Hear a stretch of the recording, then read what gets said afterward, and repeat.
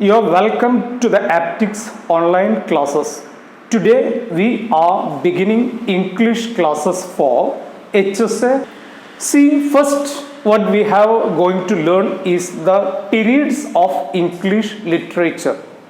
Historians have divided English literature into periods. They are not one Old English or Anglo-Saxon period. COE means Old English period. It extends from 450 AD to C1066, that is 1066. 450 AD തൊട്ടിട്ട് 1066 AD വരെയുള്ള കാലഘട്ടമാണ് old English period or Anglo Saxon period എന്ന പേരിൽ അറിയപ്പെടുന്നത്. 2. Middle English period extending from 1066 to 1500. രണ്ടാമത്തെ period അറിയപ്പെടുന്നത് middle English period എന്ന പേരിലാണ്. ശരിക്കും ശ്രദ്ധിക്കുക, old English period, middle English period, modern English period, ഇങ്ങനെ 3 പീരീഡായിട്ട് നമ്മൾ ആദ്യം അതിനെ എന്ത് ചെയ്യും, ഡിവൈഡ് ചെയ്യും. പിന്നെ നമ്മൾ അതിനെ എന്ത് ചെയ്യും, സബ് ഡിവൈഡ് ചെയ്യും. Middle English period extends from 1066 to 1500. Middle English period എന്ന പേരിൽ അല്ലെങ്കിൽ അത് അറിയപ്പെടുന്ന 1066 തൊട്ടിട്ട് 1500 വരെയുള്ള കാലഘട്ടമാണ്. Then 3, the renaissance. Renaissance means നവോത്ഥാനം. ശ്രദ്ധിക്കുക കേട്ടോ, മലയാളത്തിൽ പറഞ്ഞിരുന്ന കൂടെ. 1500 to 1660, 1500 തൊട്ടിട്ട് 1660 വരെയുള്ള കാലഘട്ടം ഇംഗ്ലീഷ് ലിറ്ററേച്ചറിൽ അറിയപ്പെടുന്ന റിനൈസൻസ് എന്ന പേരിൽ ആണ്. ഇനി നമ്മൾ എന്ത് ചെയ്യും, റിനൈസൻസിനെ തന്നെ സബ് ഡിവൈഡ് ചെയ്യും. ശരിക്കും ശ്രദ്ധിക്കുക, ആ പീരീഡ്സ് അവിടെ നിന്ന് ക്വസ്റ്റ്യൻ വരും. റിനൈസൻസ് പീരീഡിനെ നമ്മൾ സബ് ഡിവൈഡ് ചെയ്യുന്നത് ശരിക്കും ശ്രദ്ധിക്കുക. Elizabethan age.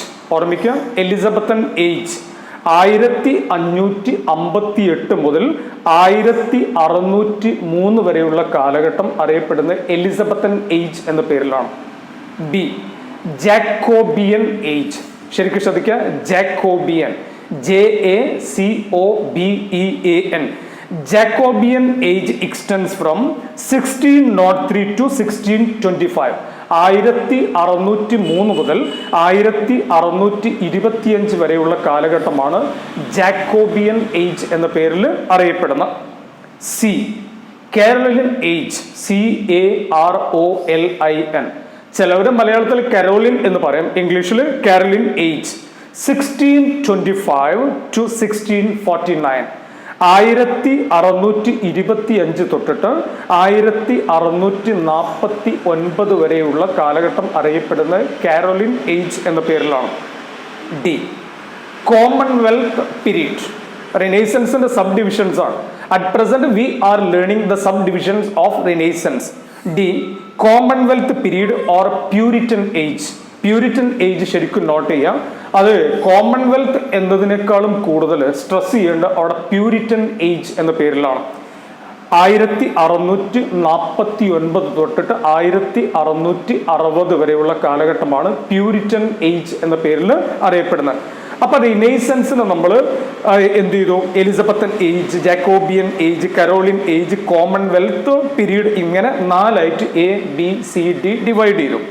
ഇനി നമ്മൾ നാലാമത്തെ നിയോ ക്ലാസിക്കൽ പീരീഡ് എന്ന പേരിലാണ് അറിയപ്പെടുന്നത്. 4 പോയിന്റ് നോട്ട് ചെയ്യുക. നിയോ ക്ലാസിക്കൽ പീരീഡ് 1660 to 1798. പിന്നെ 1798 since you are the students of literature, 1798 very important in English literature. Publication of lyrical ballads by William Wordsworth and Samuel Taylor Coleridge. That was done in 1798, which is known as the beginning of the Romantic period in English literature. 1798 English പഠിക്കുന്ന വിദ്യാർത്ഥികളെ സംബന്ധിച്ചിടത്തോളം ശരിക്കും ശ്രദ്ധിക്കേണ്ട ഒന്നാണ്. Samuel Taylor കോൾറിഡ്ജും William വേർഡ്സ്വർത്തും കൂടെ എന്തെന്നുള്ളതാണ് lyrical ബാല്ലാഡ്സ് എന്ന് കവിതാ സമാഹാരം പ്രസിദ്ധീകരിക്കുന്ന 1798 അതോടുകൂടിയാണ് ഇംഗ്ലീഷിൽ റൊമാൻറ്റിക് പീരീഡ് എന്ത് ചെയ്യുന്നത് തുടങ്ങുന്നത്. ഓക്കെ, അപ്പൊ നിയോ ക്ലാസിക്കൽ പീരീഡ് നമ്മൾ 1660 to 1798 അതിനിടയിൽ പറയുന്ന പോയിന്റ്സ് ശരിക്കും നോട്ട്ബുക്കിൽ ശ്രദ്ധിച്ച് എഴുതി വെക്കുക. 1798 പ്രത്യേകത ഞാൻ പറഞ്ഞു കഴിഞ്ഞു. ഇംഗ്ലീഷിലെ റൊമാൻറ്റിക് പീരീഡ് സ്റ്റാർട്ട് ചെയ്യുന്ന ഒരു കാലഘട്ടം കൂടെയാണ്. അതിന് തുടക്കം കുറിച്ചത് വില്യം വേർഡ്സ്വർത്തിന്റെയും S.T. കോൾറിഡ്ജിന്റെയും ദ ലിറിക്കൽ ബാല്ലാഡ്സ് എന്നുള്ള കവിതാ സമാഹാരം പ്രസിദ്ധീകരിക്കുന്നതോടു കൂടിയാണ്. ഓക്കെ, ഇനി neo classical period is sub divided into the restoration period. ഓർമ്മിക്കുക, ദ റെസ്റ്റോറേഷൻ ഇംഗ്ലീഷ് ഹിസ്റ്ററിയിൽ വളരെ പ്രാധാന്യം അറിയിക്കുന്ന ഒരു പീരീഡാണ് റെസ്റ്റോറേഷൻ പീരീഡ്. 1660 മുതൽ 1700 വരെയുള്ള കാലഘട്ടം ദ റെസ്റ്റോറേഷൻ പീരീഡ് എന്ന പേരിലാണ് ഇംഗ്ലീഷ് ലിറ്ററേച്ചറിൽ അറിയപ്പെടുന്നത്. അതിൽ the Augustan age or the age of pop.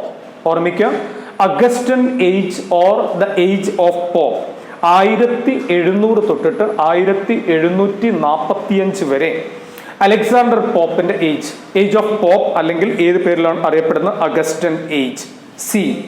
Age of sensibility or age of Johnson. ശ്രദ്ധിക്കുക, age of sensibility or age of Johnson 1745 തൊട്ടിട്ട് 1798 വരെയുള്ള കാലഘട്ടം അറിയപ്പെടുന്നത് ഏത് പേരിലാണ്? Age of Johnson or age of sensibility. ഇനി അപ്പോ Commonwealth period, Puritan period, neo classical period, Restoration period, Augustan age, age of sensibility, ഇതെല്ലാം തന്നെ റിനൈസൻസിന്റെ എന്താണ്? നിയോ ക്ലാസിക്കൽ ഏജിന്റെ സബ് ഡിവിഷൻസ് ആണ്. Next 5 the Romantic period. ഓർമ്മിക്കുക, the Romantic period. Romantic period തുടങ്ങുന്നത് 1798 with the publication of Lyrical Ballads by Wordsworth and S.T. Coleridge. അപ്പോൾ the Romantic period 1798 മുതൽ 1832 വരെയുള്ള കാലഘട്ടം ഇംഗ്ലീഷ് ലിറ്ററേച്ചറിൽ അറിയപ്പെടുന്ന ഏത് പേരിലാണ്? The Romantic period. Okay, next 6 the Victorian period. Queen Victoria എന്ത് ചെയ്യും? അധികാരം ഏൽക്കുന്ന, അതോടൊപ്പം തന്നെ വിക്ടോറിയ രാജ്ഞി മരിക്കുന്ന കാലഘട്ടം വരെയുള്ള ഏജ് ആണ് വിക്ടോറിയൻ പീരീഡ് എന്ന പേരിൽ ലിറ്ററേച്ചറിൽ അറിയപ്പെടുന്നത്. അത് 1832 തൊട്ടിട്ട് 1901 വരെയാണ് Victorian age.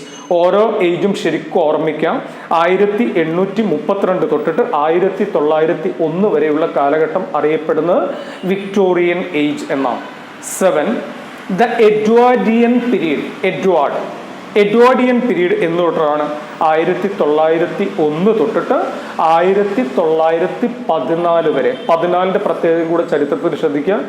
Beginning of first world war, ഒന്നാം ലോകമഹായുദ്ധം തുടങ്ങുന്ന വർഷം 1914 അവസാനിക്കുന്നത് 18 അപ്പോ ദ എഡ്വാർഡിയൻ പീരീഡ് 1901 തുടങ്ങി 1914 എന്ത് ചെയ്യുന്നു? അവസാനിക്കുന്നു. 8 ദ മോഡേൺ പീരീഡ് 1914 to 1945. 1914 തൊട്ടിട്ട് 1945 വരെയുള്ള കാലഘട്ടം അറിയപ്പെടുന്നത് ദ മോഡേൺ പീരീഡ് എന്നുള്ളതാണ്. അവിടുന്ന് ഇങ്ങോട്ട് നമ്മളിപ്പോൾ നോക്കേണ്ടതില്ല. എന്നിരുന്നാലും മനസ്സിലാക്കുക, 1945 ഓൺവേർഡ്സ് പോസ്റ്റ് മോഡേൺ പീരീഡ് എന്ന പേരിലാണ് ഇംഗ്ലീഷ് ലിറ്ററേച്ചർ എന്ത് ചെയ്യപ്പെടുന്നത്? അറിയപ്പെടുന്നത്. ഓക്കെ, ഇത് വൃത്തിയായിട്ട് നോട്ട്ബുക്കിൽ എഴുതി വെക്കുക. Periods of English literature. ചരിത്രകാരന്മാർ ഇംഗ്ലീഷ് ലിറ്ററേച്ചറിന്റെ കാലഘട്ടത്തിന് ഇങ്ങനെയാണ് എന്ത് ചെയ്തിരിക്കുന്നത്? ഡിവൈഡ് ചെയ്തിരിക്കുന്നത്. പിന്നെ there is a common saying in English, listen, well begun is half done. അല്ലെ, well begun is half done. ആ പ്രോവർബ്, ആപ്തവാക്യം എപ്പോഴും എന്ത് ചെയ്യുക? ശ്രദ്ധിക്കുക. തുടക്കം നന്നായാൽ പകുതി വിജയിച്ചു എന്ന്. നമ്മൾ ഈ ക്ലാസ്സിൽ നമ്മൾ ഉദ്ദേശിക്കുന്നത് ഒരു സിസ്റ്റമാറ്റിക് ആയിക്കൊണ്ട് ഓരോരുത്തർ എടുത്ത് പഠിക്കുക എന്നുള്ളതാണ്. അവിടുന്ന് ഒരു ക്വസ്റ്റ്യനും തന്നെ നിങ്ങൾക്ക് എന്ത് ചെയ്യരുത്? വിട്ടു പോകരുത്. എല്ലാ വിഷയങ്ങളും ഇനി ഒരൊറ്റ കുടക്കീഴിൽ. LPSA, UPSA, KTET, LDC, LGS, police constable, മറ്റ് PSC ജോലിക്ക് തയ്യാറെടുക്കുന്നവർക്കായി PSC മേഖലയിൽ പ്രഗത്ഭരായ അധ്യാപകർ നടത്തുന്ന റെക്കോർഡഡ് ആൻഡ് ലൈവ് ക്ലാസുകൾ, എല്ലാ ദിവസവും ഓൺലൈൻ പരീക്ഷകൾ, എല്ലാ ആഴ്ചയും റിവിഷൻ പരീക്ഷകൾ എന്നിവ നടത്തുന്നു. Aptics academy, Mukkam 989550 909280. ഫ്രീ ക്ലാസുകൾക്കായി ആപ്റ്റിക്സ് അക്കാഡമിയുടെ യൂട്യൂബ് ചാനൽ